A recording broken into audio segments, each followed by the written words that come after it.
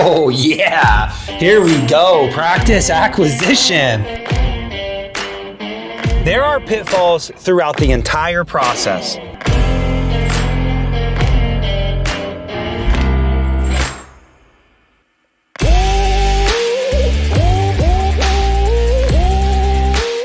All right, guys. Super excited about this episode. Episode 3, how to find a dental practice.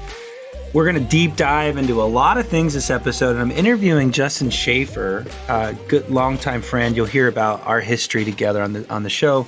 But this episode's all about how to find a practice. It's a hot topic. We cover lots of different unique ways to approach the market, some do's and don'ts of how to approach the market and try to find a practice.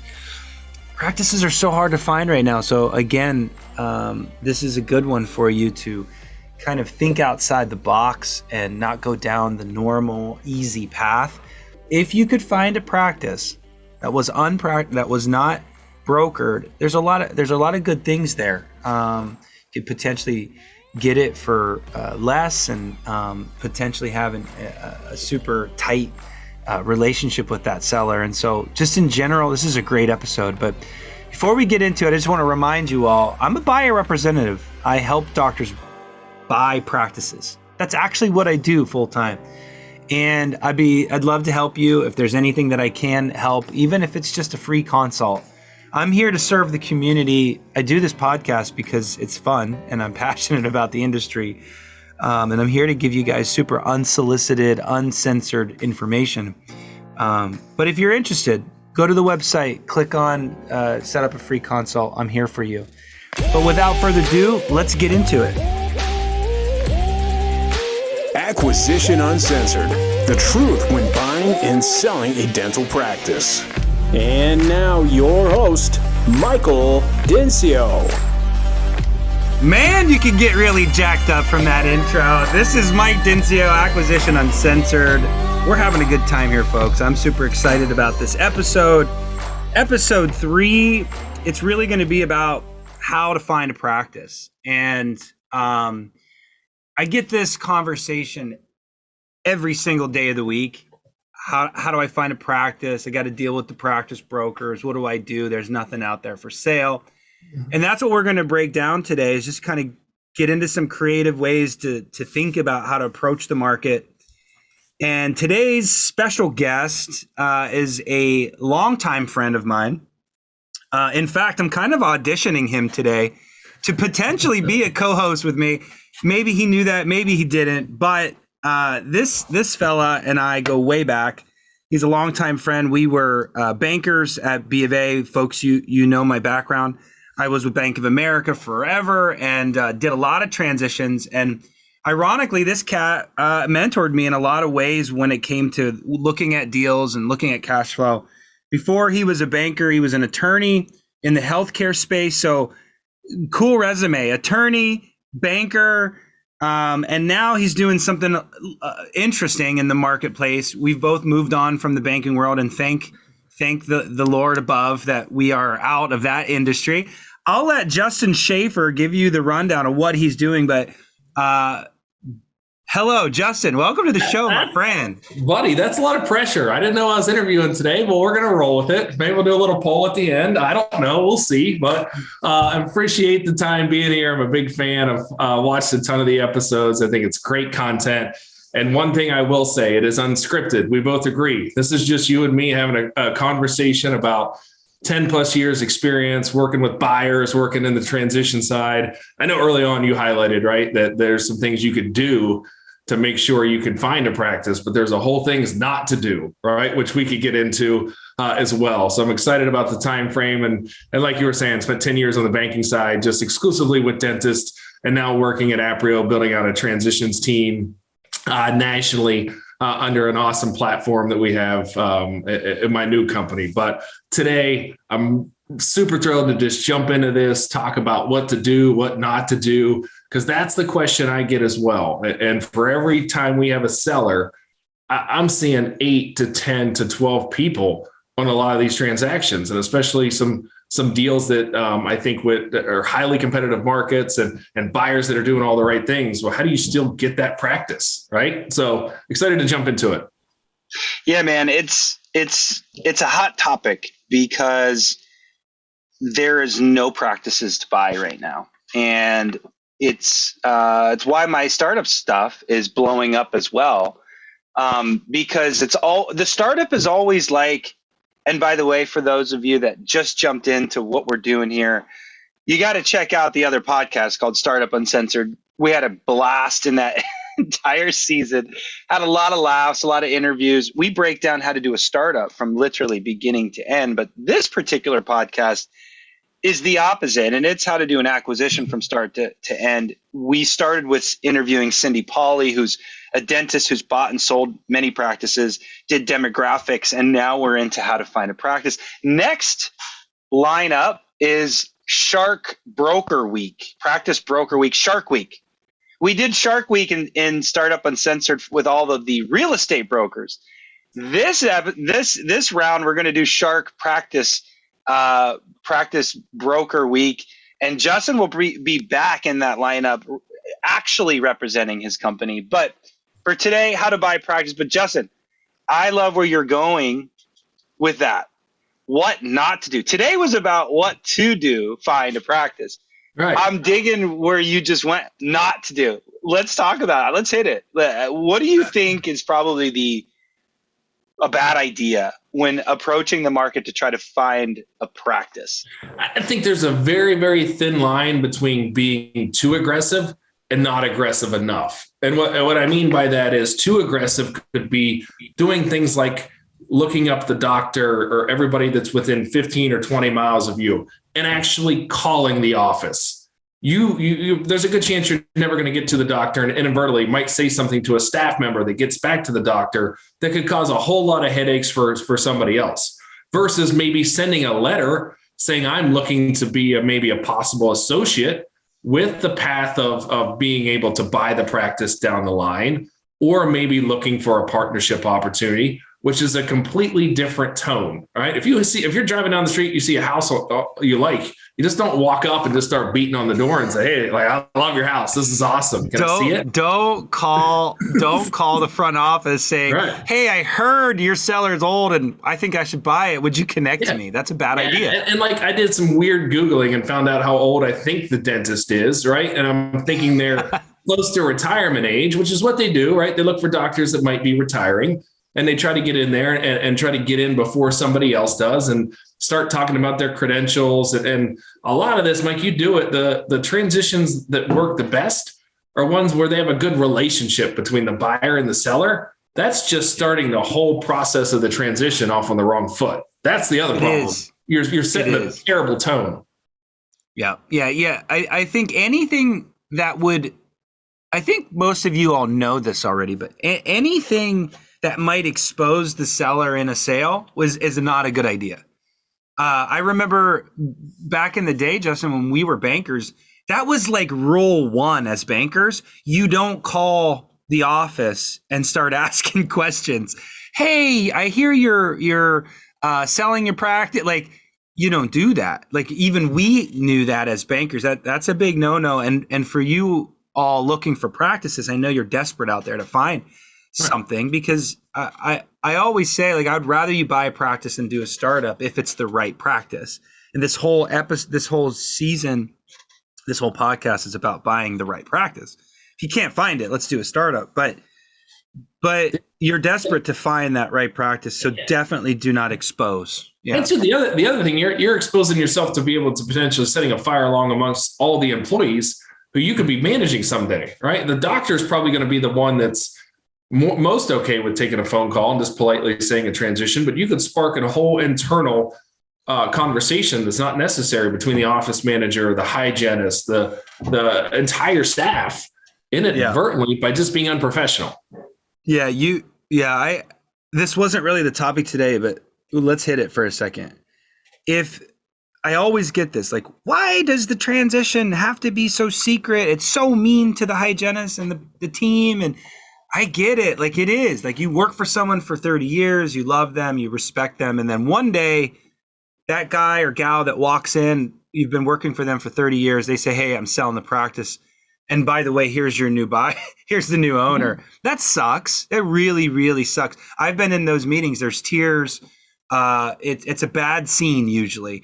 But if you do that, Mr. Buyer or Miss Buyer, you literally can ruin 30 years of an investment that the seller has built over the years.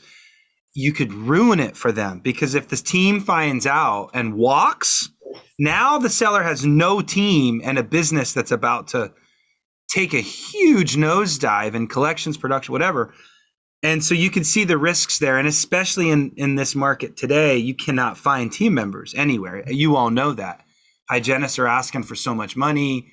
The financials of the business is changing. And so you just can't do that. So I couldn't echo that louder last point on that, Justin. Like, you just can't do it.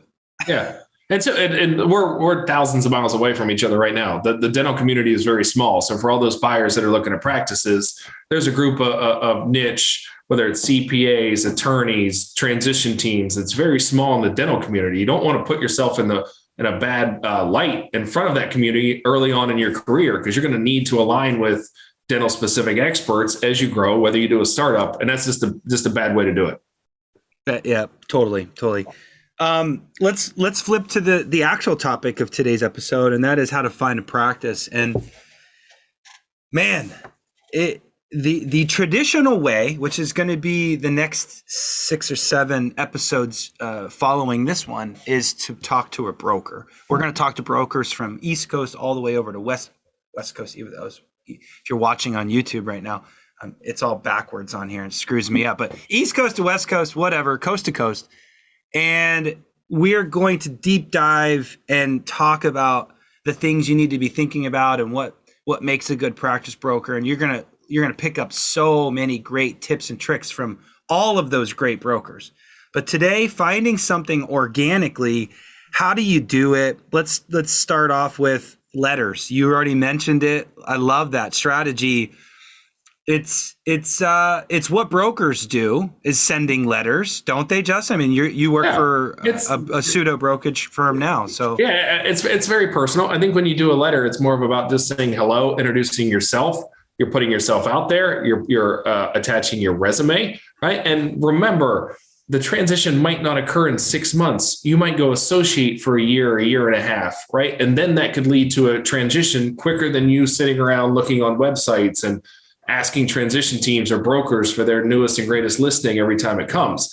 This might not happen overnight, especially in today's world, but you put yourself off on a good footing by highlighting what you've done, where you've worked, who you've worked with, the type of clinical skills that you have, why it might be a potential good match. I would say this, there is a big difference between a generic letter and one that's custom, right? A generic one that you send out to 20 doctors near Seattle, no one's going to tear it up. But if it's personalized, Dr. X, I looked on your website, realized you went to dental school here, you do these types of procedures here, you're open this day a week here.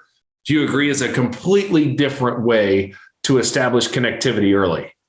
1000%. I was just going to hit that point. You have to stalk these doctors like it's an ex-boyfriend. Okay. You have to dig into their life and find some commonality, right? Mm-hmm. And connect to them.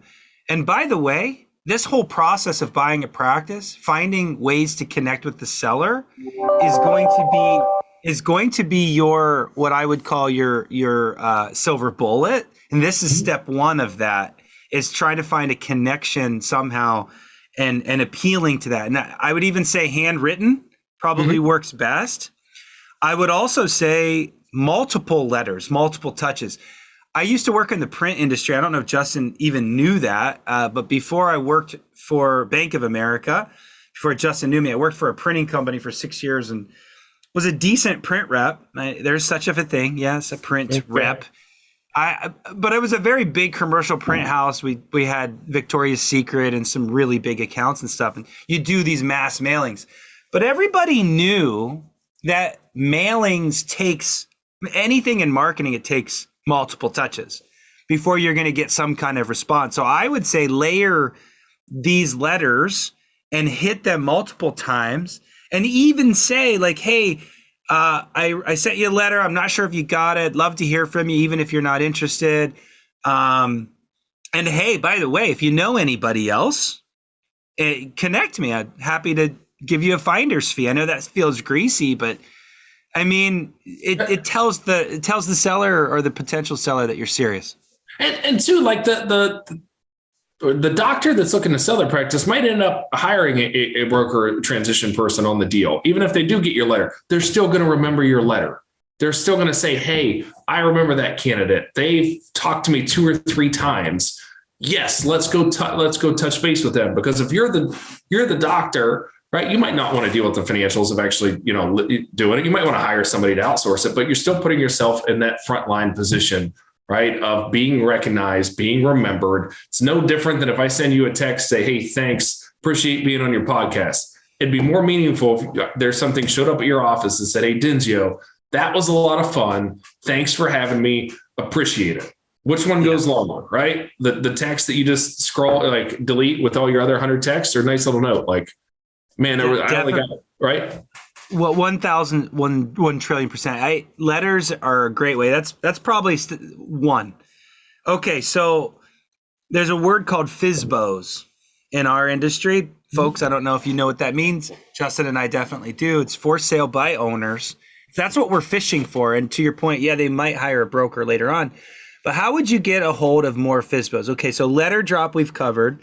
There's a lot of best practices there. Reach out to me or Justin after this episode. We can dig into more strategies with the letter, but letter's probably the number one that comes to mind. What about networking? I know it works. What would be your strategy? We were in the banking industry for so many years. I knew of practices selling. Yes. What about calling bankers, CPAs, Patterson, you name it? And I think that's all about your brand. I think the first step is you establish as a young doctor your team. That doesn't cost anything. You get pre-qualified with a lender. That's showing initiative, and that's showing you're financeable. That's showing you understand your production. You talk to a CPA. If you're a young doctor, you're serious about buying a practice, you're going to need a CPA and an attorney on your team, right? Have you talked to one? Do you understand you're going to need an entity created? You're going to need XYZ. And then you ask those individuals on your team to start is, hey, I'm looking in this area. Do you have relationships with other individuals in your network that might know of a practice that's for sale? I'm looking in Walnut Creek, California. I'm looking here. Mr. or Mrs. CPA, you've seen my resume. Here's my letter that I'm pre-qualified. Start with your own team and then work out, because as that team, like you live this world, you're going to go out to lunch as the lender, the CPA, and attorney and have 10, 20, 30, 40, 50, 60 deals going on at the same time. You're going to want your name as that dentist being brought up over and over. Hey, do we have anything for Dr. Denzio? I got this resume. It's good. They're pre-qualified. They're ready to go. Like, start with your own team there. And again, you lived it. What do you think about that approach? I couldn't echo that louder. That dentists in general, folks, audience, you guys, some of you, I've seen some of you being natural born killers when it comes to networking. We've all seen those dentists at dental society meetings where they're just like working the room, and you know that dentist, right, Justin? But the majority of the room is not. They're just hanging out. They're there for the free CE. They're going to chit chat to a couple of their buddies, but they're not working the room, right? You have to get into that mentality. Let me put this in perspective. So to Justin's point, when you're talking to folks, bankers, CPAs, your team, think about this. The world revolves around, in this scenario, business. A banker wants to do a loan. A CPA wants bookkeeping and accounting work. The attorney wants a practice sale agreement and a lease review. We want business. That's what we do. That's why we're all in the room. Let's call it what it is. And so if you make an impression on these people, they're going to think, oh, maybe I can make some money on this person. Hey, let's be super uncensored here. Like that is the reality. Am I wrong here? Like we want to put deals together. When did I get paid? when the deal gets done, not when I first get introduced with the doctor.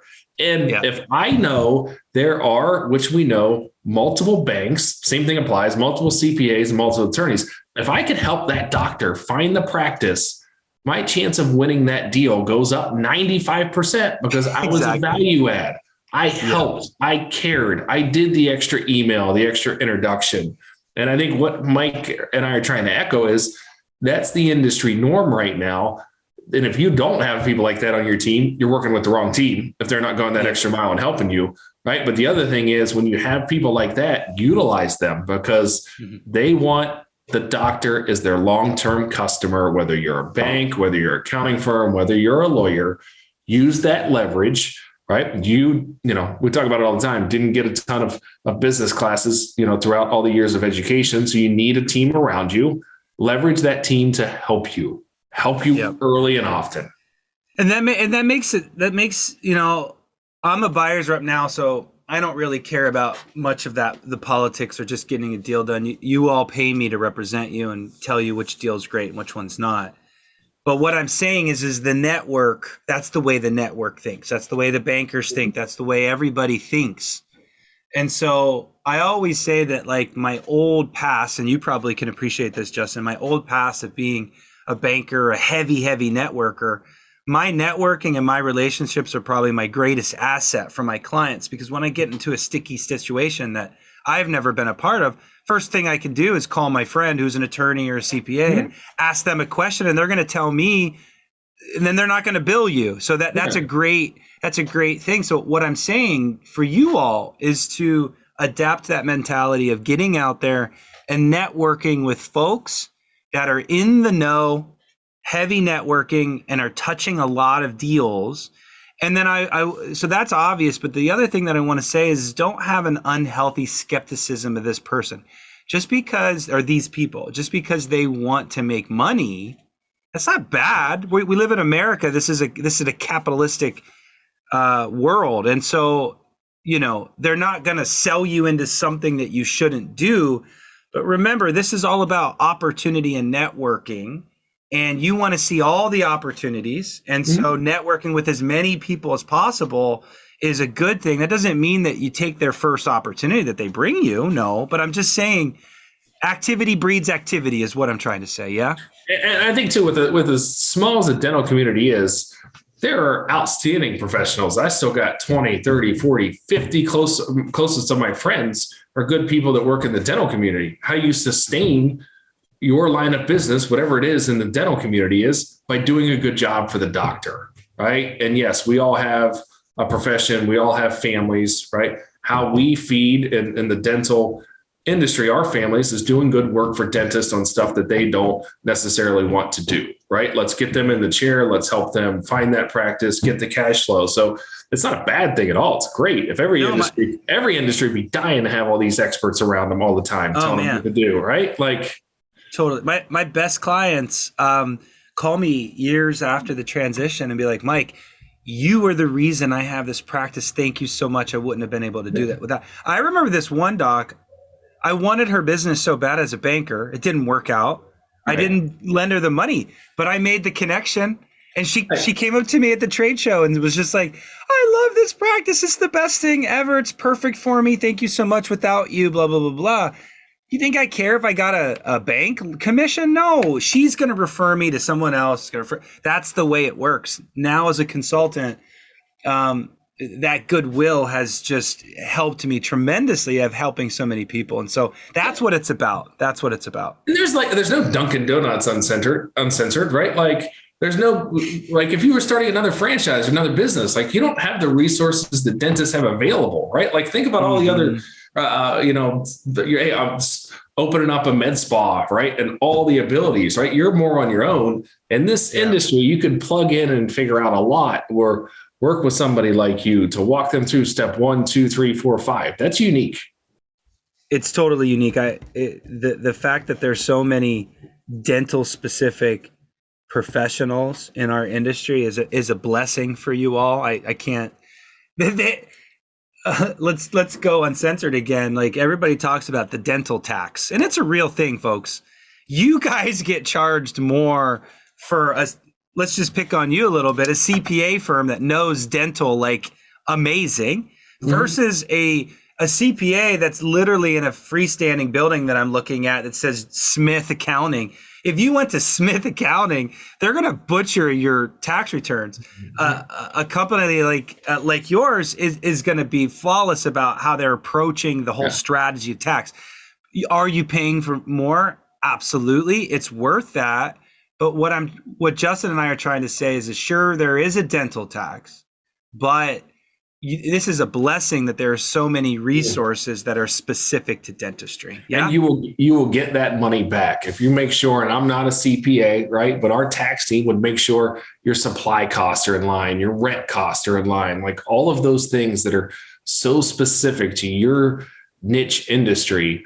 It's a savings, right? It's just reinvesting in yourself by hiring a good team. And if you just went to, a random, like I said, a Dunkin' Donuts, someone that does Dunkin' Donuts tax return, then they try to do a dental tax return, like they'd butcher it. Like you'd be losing money. You wouldn't be doing it correctly. Might take a little bit more time, but as well as I do, we've got some of the technology in this industry too, about making sure things are in line. You could look at a tax return very quickly, although you're not an accountant, and identify the 20 things that are right or wrong with it. And I just think it's about being an expert when it comes down to it.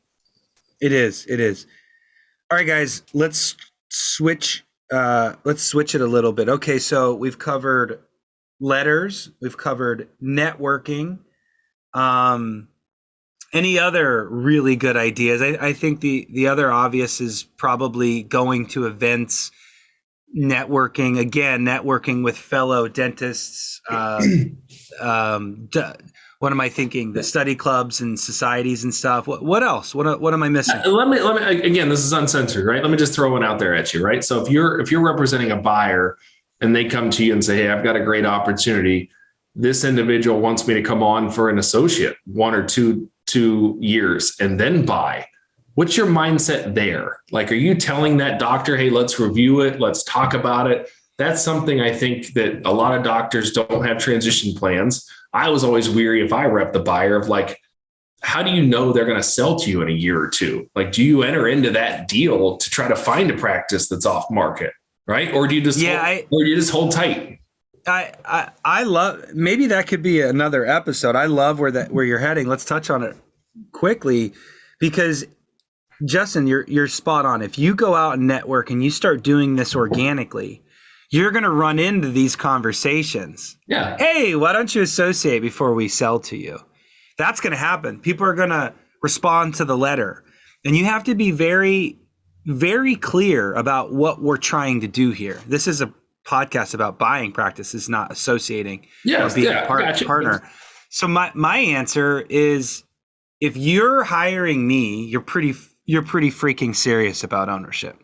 Yep. So if you're going to bring me a partnership opportunity or an associate opportunity, I'm going to say, sure, that's cool. You can be an associate, but you're not doing what you're trying to do. You hired me to help you get into ownership.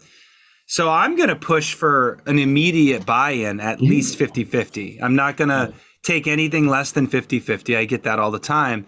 Because what are we doing here? Are you guys sitting on the sideline and being associates the rest of your life? Sure, could it work out? You asked, so I'm giving it to you, Justin. Sure, could it work out where you work for someone for 2 years and you get into an opportunity that you may never have by doing that? I just think there's a lot of risk there. I don't know. That's my thing. I agree. And my dad said he was going to retire 7 years ago. My mom was like, he's never going to retire. So like, you might be told one thing, right? So like, that's what, yes. And my whole point around it was, don't get caught up in an offer like that. Stay the path and go aggressively try to find a practice, however it takes, because those deals are historically bad for the associate because you got no leverage. Get back on path with buying a practice. Don't mess around with those. They're bells and whistles at the end of the day, 95% of the time. That's just my opinion. It's the opinion. It's the opinion. Is associating cool and works for a lot of people? Absolutely. And I'll be the first to tell you that not everybody's cut out for ownership. That's okay. You can be an amazing associate and make a ton of money and not have the responsibility of dealing with team. Mm-hmm. But But it wasn't until I left corporate and started my own thing at Next Level until I realized what ownership really could create for myself, my family, my situation. I believe in ownership so big that this program is all about inspiring people to get into ownership. I remember back in the day when I worked for B of A, and there was a statistic that like 50% of dentists will own their own practice at some point in their lives.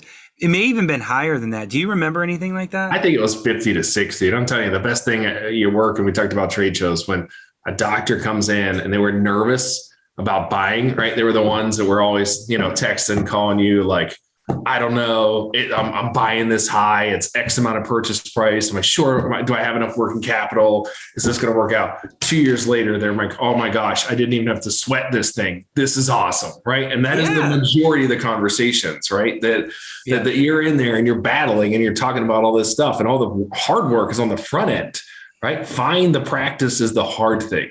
Getting in there and making the practice work, right, is the part. Don't say it's the easy thing. It's hard. It's less burdensome, right? It's a different hard. Because then you get into the clinical stuff, the stuff you're more comfortable with, not the business side 100% of finding the practice.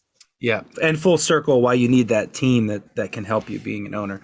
All right. So last segment here, we'll wrap this up soon, folks. Hang in there with us. But I think it makes a ton of sense to touch on it. And it is, okay, so how do you find a practice? Conversations you're going to get into to avoid, do's and don'ts. We've covered all that. Now, let's talk about the pros and cons of having a broker on a deal or not on a deal. And I think this is really important. We could probably talk for an hour on this topic for sure. Now, you're starting to build a practice brokerage firm inside a really credible and an amazing accounting firm. So you're going to be a little biased, but take that hat off, Justin, from when you were a B of A guy and buyer exclusive. On the buyer representation side, I love when there isn't a broker involved. However, I hate it also. And the reasons I love it, actually, let me just ask you, why would you love it? I could talk all day. Why would you like a scenario like that? I know I guess I would like it the most is when a doctor comes in and you get some of the stuff out of the way the first. There's instant trust. You get the walls are down, because when you work with a transition team, you have to go through the transition team. It expedites the process a lot. Like, hey, what are we talking about? Oh, here's the purchase price. If you've got key terms and you've got other parties involved, that's a whole different ballgame than when the seller doesn't have financials together. They don't have an attorney. They don't know what the price is. They don't know that. And I'm not putting my transition hat. That's the reality. Those are a nightmare. But the ones that are just like, hey, we've agreed to the price, just paper the deal, attorney, get the financing involved. That's a whole different ballgame, right? And I'm a big believer there's enough business for everybody, whether you're a transition person or do it on your own, that doesn't matter, right? There's enough deals out there. But the ones that would go the smoothest is when the buyer and seller knew each other, had an attorney, had the key terms worked out. Then the ones that went the worst were when there was no person representing the seller. Terms weren't worked out. I was being seller broker as the buyer, trying to figure out what the price is, what it's worth. I got to quarterback the whole thing, and they were a nightmare. But some of them were fantastic. Yeah. And you got to remember how many deals are done without transition teams. I don't know what the number is. It's got to be. They say it's 50. They say it's half. They say it's half. So FSBOs, for sale by owners, 50% of the time does not have a broker. Okay, so Justin, you touched on like 100 things right there. It's perfect. Instant trust, instant credibility, check, absolutely. I like them as a buyer's rep because usually I can get a better price. That's because I know what I'm doing as a buyer's rep. I know how to value. I know how to approach the seller. I can get everybody warm and cozy.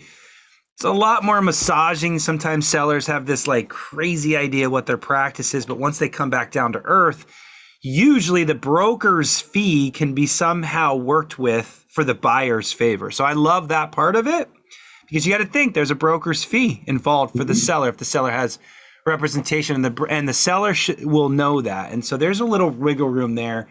But I must say, if you don't have someone helping you two, it would be a train wreck, because the deals that I've been on where there wasn't a broker, you said it exactly right.